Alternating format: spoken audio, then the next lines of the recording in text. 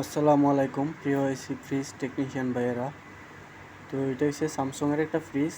দরজার সামনে যে ডোর হিটারগুলো আছে, মানে দরজার সামনে ডোর হিটারের জন্য যে পাইপগুলো দিছিল, তো মূলত সমস্যা হলো গিয়ে ওই পাইপগুলোতে লিক আছে। তো এই জায়গায় লিক, আর খুব সহজে লিক চেক করার জন্য আমরা সাবানের ফেনা ইউজ করি। তো এই যে দেখতেছেন যে এই জায়গায় লিক আছে।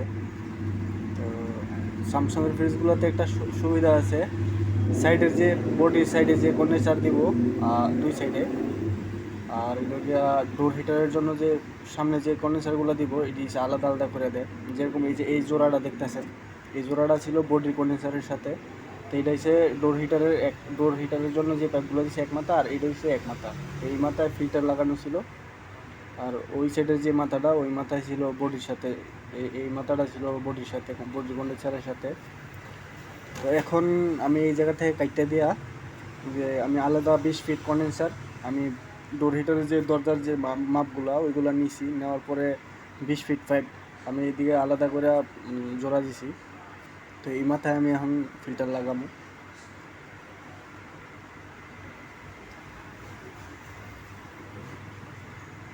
ফিল্টার লাগানো শেষ হইলে আমি এটা যেহেতু লিক ছিল, লিক অবস্থায় তো আর কাস্টমার তো জানে না যে লিক অবস্থায় ফ্রিজ চালাইলে তেল উঠে যায়। তো লিক ছিল, আমি ফিল্টারটা জোড়া দিয়ে এটা আবার চেম্বারটা ওয়াশ করে দিতে হইব, কারণ এটার ভিতরে অবশ্যই তেল থাকবো। লিক অবস্থায় যদি ফ্রিজ 1 ঘন্টাও চলে, তো 1 ঘন্টার ভিতরেও তেল উঠে যায়। আমার ফিল্টার ওয়েল্ডিং করা শেষ, আমি এখন এটাকে ওয়াশ করবো। যে 22 নম্বর গ্যাস দেওয়া হালকা থিনার দিয়ে আমি এটা এখন ওয়াশ করে দিব চেম্বারটা ওয়াশ করে দেওয়ার পরে আমি ফিল্টারে যে ক্যাপিলারিটা আছে ক্যাপিলারিটা আমি জোড়া দিয়া তারপরে আবার ভ্যাকুয়াম করে গ্যাস দিয়ে দেবো। এটা হচ্ছে খুব সহজ পদ্ধতি। আর যদি পুরোটাই আমি কন্ডেন্সার লাগাই দিতাম তাহলে আমার হয়তো পুরো একটা ফুল কন্ডেন্সার লাগতো, 3/8 ফুল একটা কন্ডেন্সার লাগতো। তো এখন আমার অর্ধেকটা কন্ডেন্সার থেকেও কম লাগাইছি, আমার হয়ে গেছে মোট টোটাল 20 ফিট পাইপ আমি জোড়া দিছি। আর যে দরজার সামনে যে ডোর হিটারের মাপটা নেওয়ার পরে আমি দেখি যে 20 ফিট আছে, তো 20 ফিট আমি 21 ফিট লাগাইছি, 21 ফিট লাগাইছি। তো 1 ফিট এদিক সেদিক কোনো সমস্যা নেই, 1 ফিট না 3 থেকে 4 ফিটও এদিক সেদিকে কোনো সমস্যা নেই। দেখেন এটার ভিতর থেকে তেল বাড়িছে।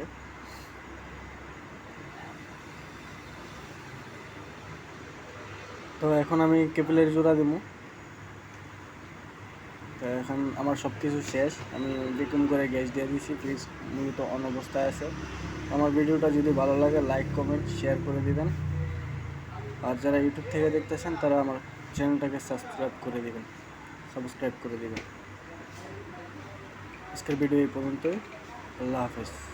ভিডিওটা ভালো লাগলে চ্যানেলটা সাবস্ক্রাইব করে দিবেন।